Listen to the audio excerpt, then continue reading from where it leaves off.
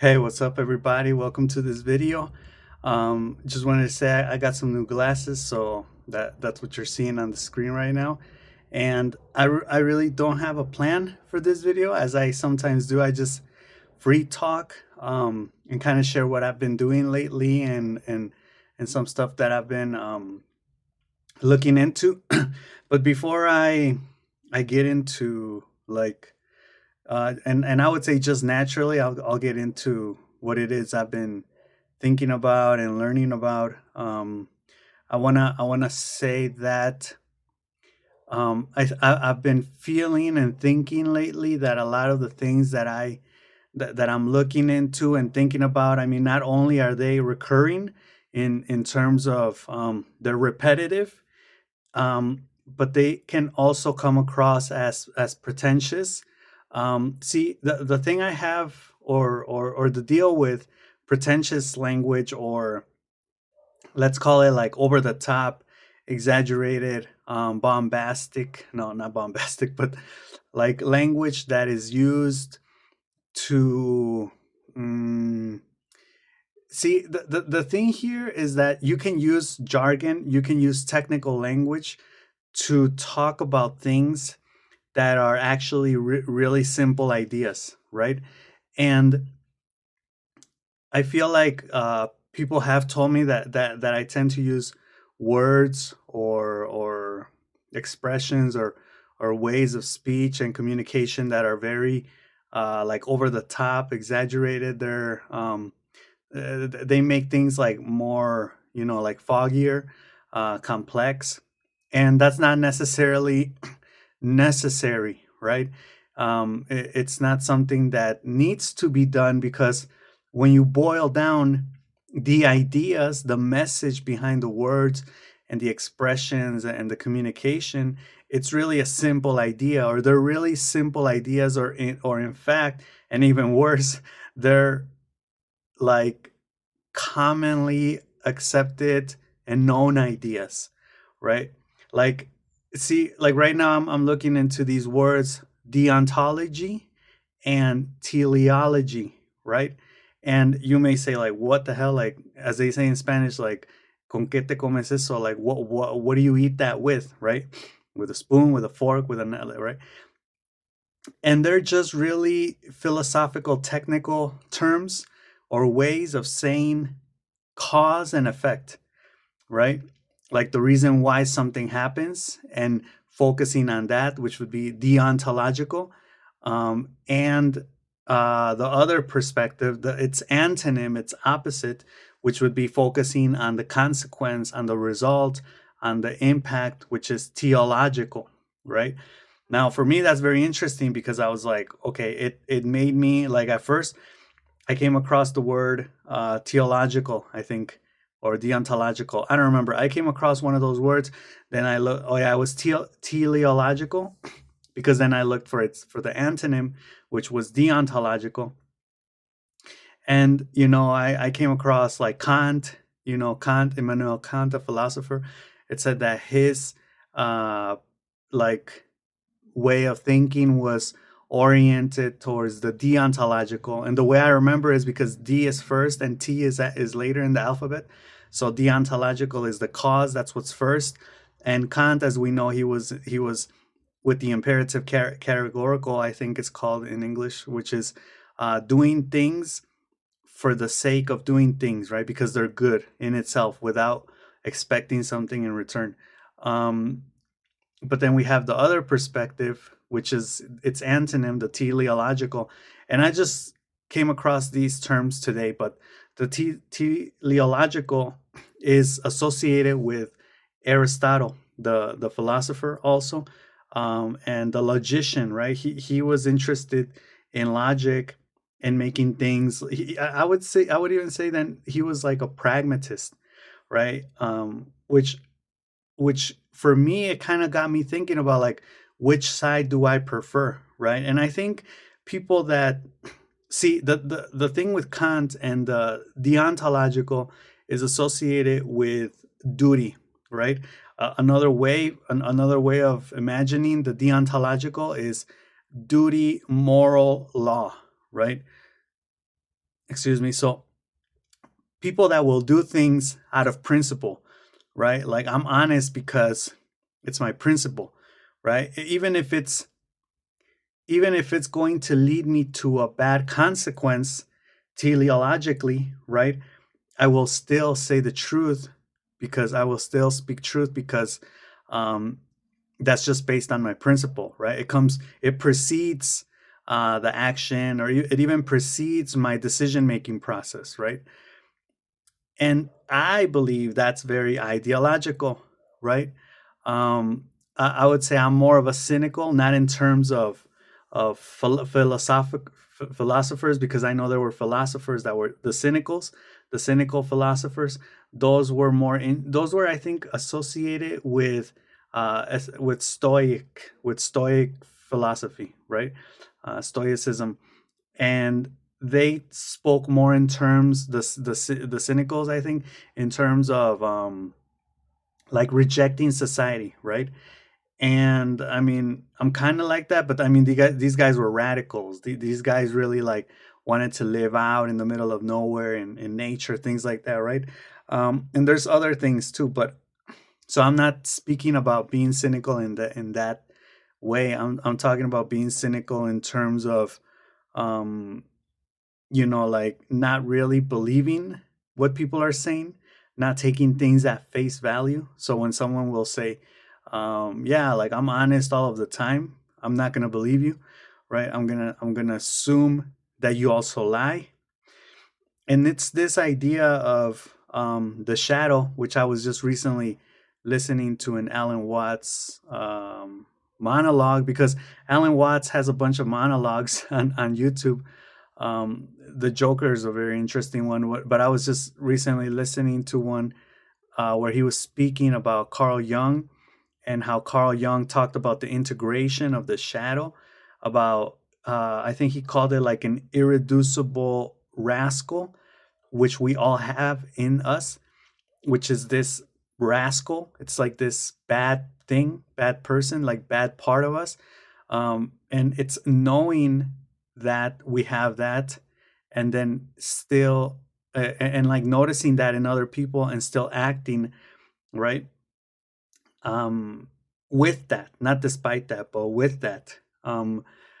So I don't know. A lot of these philosophies, I also feel like, or these ideas take on a modern twist rapidly in terms of being reinterpreted um, as ways of reframing our like ways of being, right? Such as like you have to accept the good and the bad within you so you can make progress, accept yourself, accept others, right?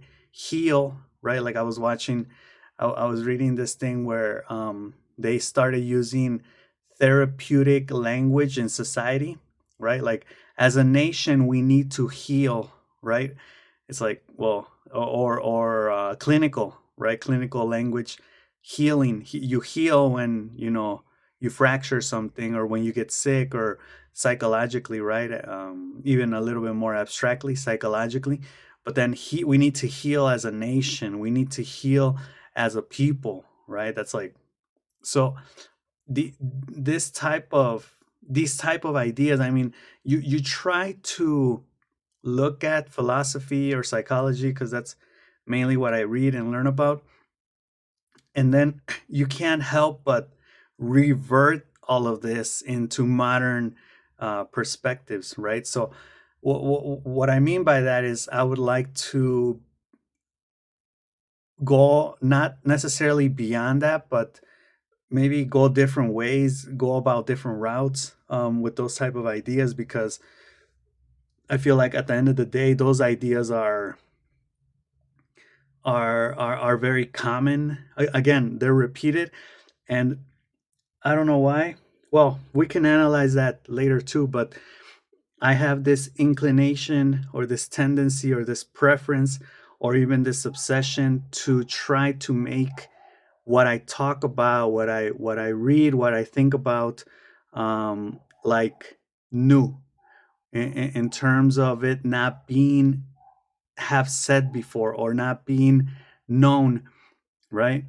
Like I just recently made a list of common narrative lines of dialogue and thought in which people end up talking through, or yeah, basically through, like they're already set up. And, people will go from talking about, for example, they'll say, education isn't what it used to be, or nowadays education sucks, right? The education system is broken. And then they'll say, yeah, yeah, yeah. And then from there, they'll jump to talking about what we need today is critical thinking. We need our students to analyze things, to be creative, you know? Yeah, yeah, yeah, yeah. Creativity, the three C's, we need all this stuff. And then from there, they'll jump into like something about maybe school doesn't teach. No, well, that's before. School doesn't teach you things that you're going to need in life, right? Like, why am I learning trigonometry when I won't be needing that any at any point in my life, right? And then they'll get into the critical thinking, the importance of that, and I would say that's about it, right? When you have these narrative structures, I mean, but there's a lot said in those two steps, but that's pretty much how it goes. Another narrative structure is the capitalist, anti-capitalist, not anarchy, right? So that conversation with a group of people between you and another person, even when you're just thinking, will go something like this. Um, Rich people, man, they suck. They have so much money, they don't pay taxes. The corrupt top politicians just getting wealthy off the backs, off the working, people's backs. Yeah, man, they suck. Like, the capitalist system is the best we got, but it's still, it has deficiencies, blah, blah, blah. Yeah, yeah, man. We need to get together. We gotta fight the power. Yeah, yeah. We should be having like as much money as they are. We should all be equal. Yeah, yeah, yeah. And it stops short of anarchism, right? Like we don't get into anarchism. It stops right there, and then that's it, right? Um, yeah. So there's like a lot of these narrative structures in which people will like talk through them, right? Like a tunnel, like they'll go through the tunnel over and over again. So we're talking about um I don't know, certain types of rights, or we're talking about, I don't know, political issues, corrupt politicians. I have like a list of 10 different things, right? But we talk through these things like in circles, right? We never actually, and then, like, to use just one example, I was talking about this with some guy. We were actually talking about the rich politicians, the rich business people, the capitalist system, and how it's not fair for everybody, et cetera, et cetera. And then I tried to add in this thing on rationalization, which I came across. This is actually from Leo, and I would say it's pretty fresh. I mean, it's not a new idea, but it's not a common idea either, which states that rationalization is actually the way in which the capitalist system functions, because rationalization makes us, oh yeah, like we have information, we're smarter, learn information, yum yum yum, and then that makes you like almost like machine like, right? Like you get robotic and you become dehumanized, and that's the way in which you're able to get up every day to go to work, etc., right? So I threw this idea out there as we were going through the line of cliche, repetitive, same BS conversation. And the guy just like, I don't know if he really got it, but he was just kind of like, oh, yeah. Anyway, yeah, the capitalist system sucks, man. And I was like, man, why can't we like, divergent talk? Why can't we talk outside the system, outside of these narrative structures, right? Which are so boxed in, so closed in, and they're safe, right? I was speaking with ChatGPT about this, and I've been like talking to it a lot because it's a chat, right? And it gave me a couple reasons, pretty interesting ones, on why people do that. And I think it's the fact that there's a lot of reasons, but some of them are they're afraid to be wrong, right? They're afraid to lose face. It has to do with risking. You risk like effing up, making mistakes, right? Um when you go through, let's say, the grasslands, right? Or how when you get out of the highway, the road, right? And you, as they say, you stumble upon or you go through uncharted territory, right? But that's where I best like to be. And again, it may be an obsession. I'm not, and see, I think it is because um, we're all kind of addicted to the novelty nowadays, to new things, right? We want to read the latest news. We want to know what's going on in the world. We want to have the latest whatever, right? And we want to live the most grandeur possible experience, up to date, etc. Right? And I'm part of that structure, right? I'm part of that civilization, society, whatever. So I'm here, but it's just instead of me looking to like experiences, or I mean, they are kind of like experiences too, but like technology, having the latest technology, or learning about the newest news, or the newest war, or the newest conflict, or the newest scandal. Mm, and I'm not saying I'm better for this, but where I go for my novelty is basically like the ideas realm, right? Because a lot of the things I'm looking up, they're not new per se. And even when I speak of like ideas and philosophy and psychology, it's not like I'm reading the latest on philosophers or psychologists. I actually think they're kind of dumb, and the books that are made nowadays, uh they have so many mistakes, contradictions. They suck. They're they're done horribly. I've read like books from 2020, and on. They blow. They're not good. and and again, a lot of the ideas are this type of like idealism, right? Like modern, again, more oriented towards the deontological, right? Like we need to work as a society, we need to make progress, we need to be better people, we need to know ourselves, we need to heal, we need to blah blah blah. And I'm not saying those things are bad, right? But it's like these ideas have been around since the internet exploded, right? Since social media exploded like 10 years ago, 15 years ago. So you've had time to heal, you've had time to learn. And if you're still not at that stage where you can actually start producing new stuff, right? You're stuck in this, like, save the planet. Everything is, wonderful. And, I'm getting off topic now, but basically what I'm trying to say is that we should be focused on advancing, really. And see that there's an idea that's from this modern era, making progress in thought. Well, why? See, and then you enter like you get boxed in, because then you can say, well, okay, it's not about making progress. Let's go back. Oh yeah, what an original idea. Let's go back like to the 80s, like the 80s aesthetics, like the 80s music, like the 80s movies, like the no, hold on. I got this. Like the ways of being from the old days, from the 50s, like that lifestyle, like those values, right? Again, that has been said, that has been done, right? So I guess what I'm really talking about here is creativity, originality, really pushing the boundaries, right? There's a lot of good stuff out there. Um, Even though a lot of it sucks, I would say not all of it does. There's a lot of good stuff still out there.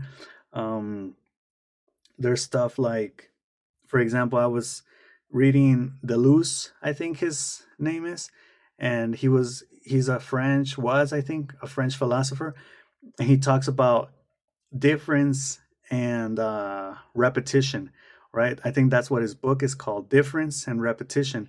And he talks about how everything basically how everything is basically repetition, but at the same time is different, right? And then we get to measure philosophically what difference is, the characteristics, the implications of difference, and the same thing with repetition, right? Um, and this is the part where I'm gonna say, like, see, here what we have is like, I wouldn't, I mean, I still have to, I just started reading the book, but so far, if it's like a background or history or giving us context, sure. But so far, that's all that is. Why is it only context? Why is it only background? Because you're just changing words. You're basically saying order and chaos, right? What is chaos? Chaos, for example, is different, right? So, and order is the same. It's repetition, right? So today I'm living here. Tomorrow I'm living here. That's repetition. That's order.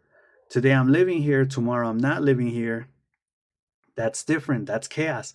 Where am I going? What am I doing? What things are changing, right? So you're basically toying around with the same, again, with the same ideas, like me saying deontological and teleological. It's saying cause and effect, right? So they're the same ideas. We can't seem to stop talking about the same ideas. And what I'm really looking for are new ideas, right? See, I was looking up new methods of thought, um, methods of thought, like ways in which I can think through things. Like we have the dialectic from Hegel, which I guess Marx used in his Das Kapital book. Um, and the way to, excuse me, the way to use the dialectic is, you remember when I just said you can either make progress or go back? That's dialectic. When you say it's either black or white, right? It's either the they call it the thesis or the antithesis or the antithesis or something like that, right? Which is basically its opposite, right? So um, let me give you an example. Is it better to be rich or poor? Well, what are the benefits of being rich? What are the disadvantages of being rich? The same thing with being poor, right? And then you kind of like reach a midpoint where you say, well, being too rich can be problematic and being too poor can be problematic because as we know both extremes are bad. So we find a midpoint, right? Justifiable. And we back it up with reasoning, and then from there we find that midpoint's opposite and do the same thing, right? And that's a way of thought.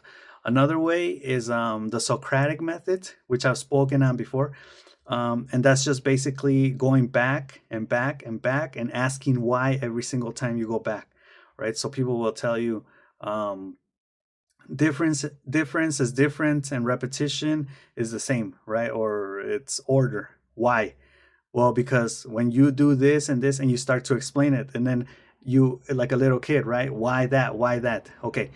I was looking up new methods of thought, and basically, there was even like a method, like the why method, the five whys method, right? And I was like, see, that's the same thing as the Socratic method. So, what are truly other ways? And this video is kind of reminding me of when I made my dichotomy series, and I was trying to go beyond dichotomies, because we somehow always seem to end up between like two opposites when we're talking about ideas. Okay, now let me just finish this thought by saying what I'm talking about in terms of reusing the same language is more like, yeah, sure, it's philosophy, but you're repeating things that have already been said. You're just changing the words, right? You're using different language to talk about, again, the same ideas. What matters are the ideas, the messages, and that has value. The value is not that you're going to create new ideas. The value is that you're going to stimulate or maybe reach different people in different ways. No, it may even have like a propagandistic um, like objective or propagandistic objectives, um, because maybe someone doesn't understand cause and effect, but someone or someone doesn't care about cause and effect. But if you say deontological or teleological, they may say, "Oh, well, that sounds interesting. Let me get into that." Right? Um, the same with difference and repetition and order and chaos, right?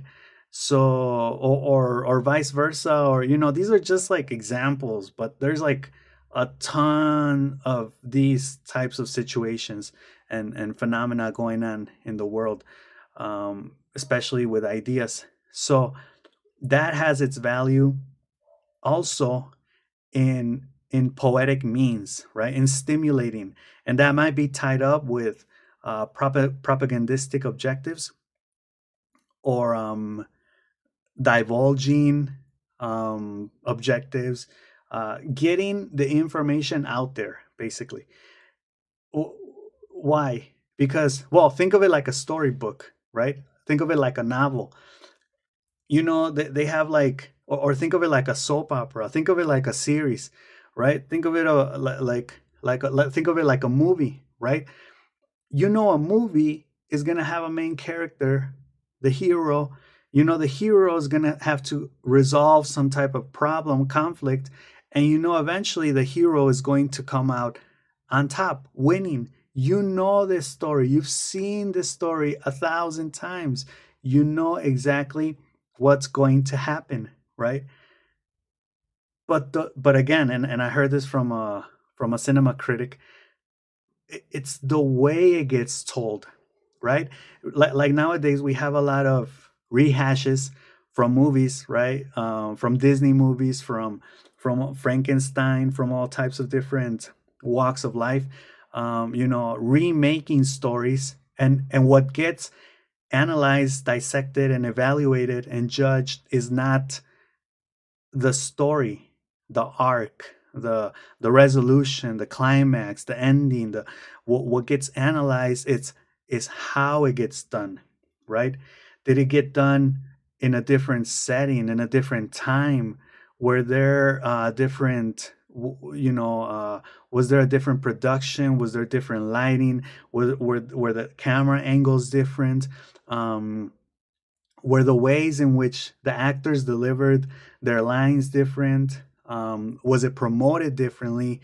Were the attire, the clothes they were wearing, were they different? Right? How were they different? Did it work? Did it not work? Right? That's what gets analyzed. So that's poetry, right? The presentation, the way it gets presented, um, which I think has its place in society, but again, it's not producing anything new, right? It's just working with something that's already given, right? Such as using different words to say what is already there, right? Well, the same idea, but now you're just dressing it up differently, right? You're just um, maybe moving the camera angle this way or that way, but the story's already written. It's like, so what I'm talking about is the initial production of those stories, right? The initial production of those ideas. Now, can you get to the initial production of those big ideas and big stories through uh through the avenue of repetition, through the avenue of these things that have already been created? Some may argue that that's in fact the only way that because you're not going to create something out of nothing, right? I mean, like, if you're not exposed to, I mean, people always talk about the greats, right? Shakespeare, and how he was influenced by so and so from his time, right? Or Martin Luther King was influenced by so and so. This philosopher was influenced by so and they influenced so and so, right? So it's like a chain.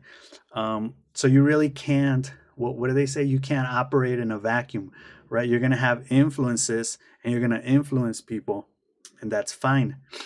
But again, the hard thing, I think, is to really produce something new, right? Something that hasn't been thought of before. And I think about like Freud with the unconscious, right? How they say, well, Freud developed the idea of the unconscious, sure, but that wasn't his. You could even say Freud popularized it, right? But he didn't really come up with it. He popularized it. He verified it. He was a physician, right?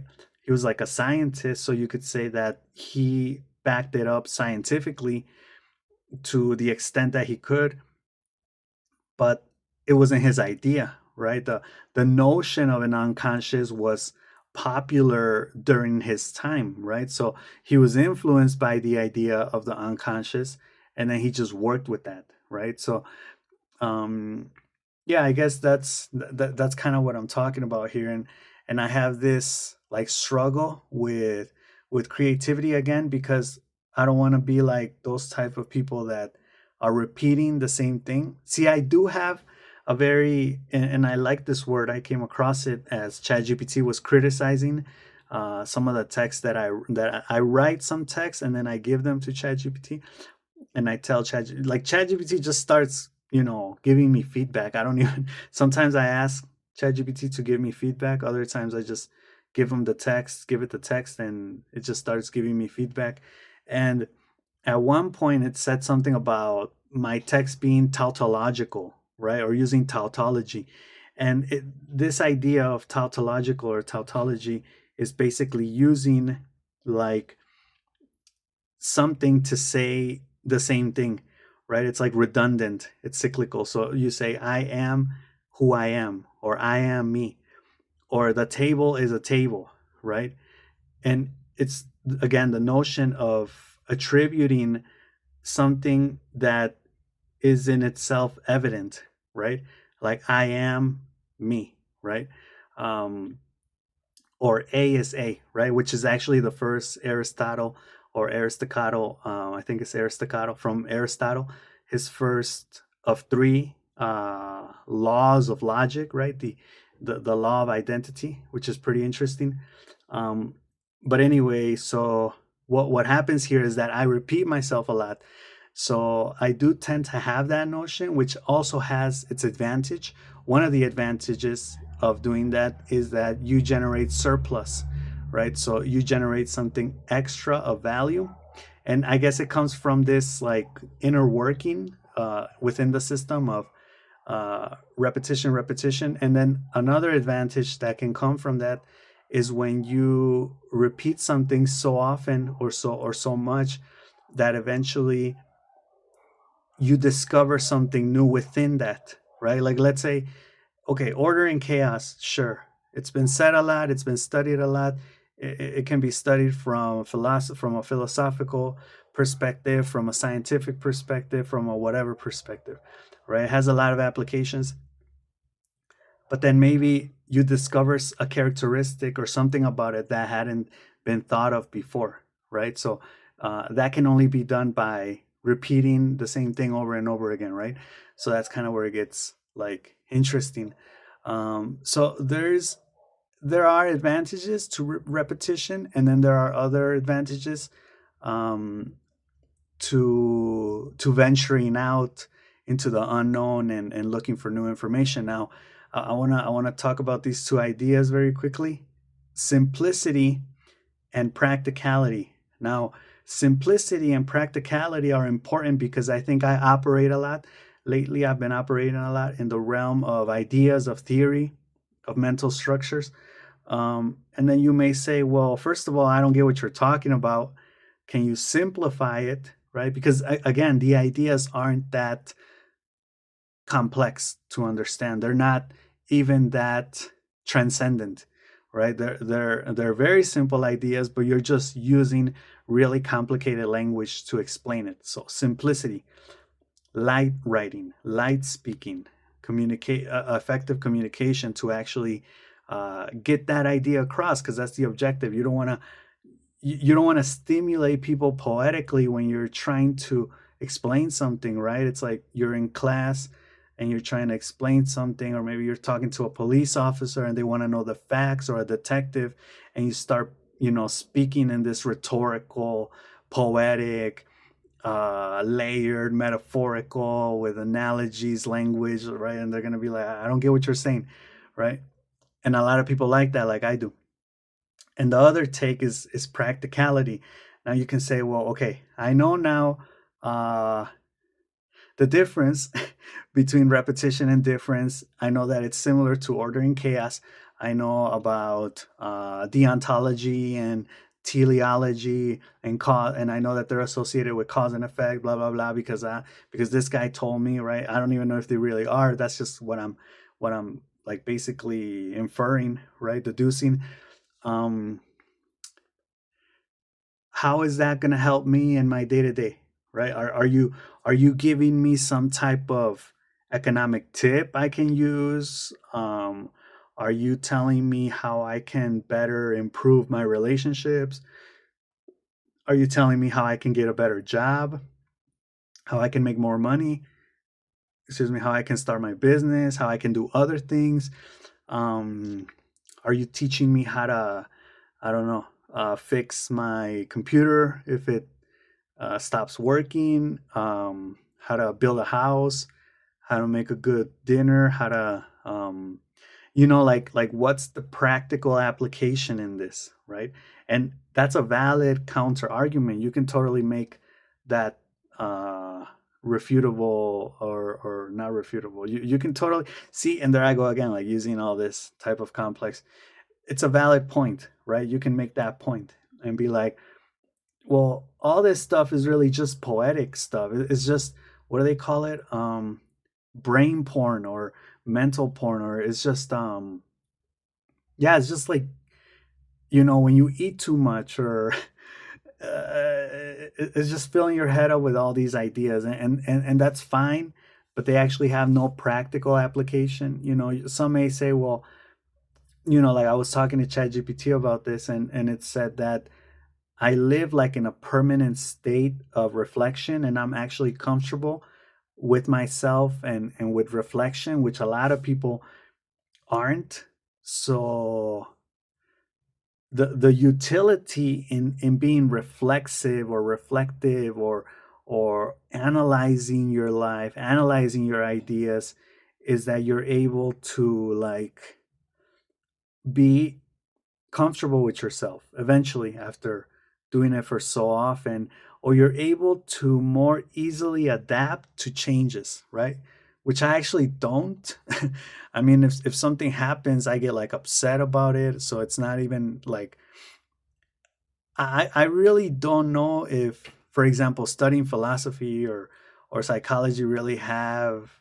I really don't know if they have like practical applications. I mean, you can work as a psychologist, you can work at a company as a human resources hiring supervisor, or whatever they call them. As a philosopher, you can work as a, probably as a teacher, right? There was this joke about an Egyptian. No, he's not Egyptian. he was he studied this person studied Egyptology, and the person wanted to work as an Egyptologist, but he didn't find work, so he had to study a doctorate, a PhD, to become a teacher, to teach others to become doctors of Egyptology, so they could work as teachers to teach others, right? And they call it a pyramid scheme. And that's the joke, because pyramids, Egypt, right? So yeah, does it really have, I mean, beyond, like I mentioned, just stimulating your mind, brain masturbation, is there really a practical application to all this? I mean, I have always believed, and I think I've said this before, that you can get anywhere with your tongue, right? By talking, by communicating. That's going to open any doors, but you need to know how to talk to people. What I look at doesn't really help me in that either, because those are more, that has to do more with like pleasing people, right? Not actually thinking. So we can say maybe, I don't know, maybe you become good at like arguing, right? kind of like a lawyer, like you're able to, because I think lawyers have hobbies that are like very diverse for the same reason, so they can learn about different things, and whenever they're in certain situations that they know certain things and things like that. um but yeah, so there's the practical counter argument which people can make, and then the simplicity argument is also valid, because you can say, well, um you're really not saying much, and you can even argue and say what you're saying is actually not even stimulating, it's not poetic. There are people that can say what you're saying much better, with better words, with better delivery than how you're saying it, right? And I know, probably because we also live in very anxious times where people are presenters or people that are giving speeches or whatever, they get nervous. I get nervous too. Your voice cracks, you know, so it's kind of hard. So anyway, I'll finish this video here with these two arguments. um and yeah, so I hope you enjoyed it, and I'll see you in the next one. Right, peace.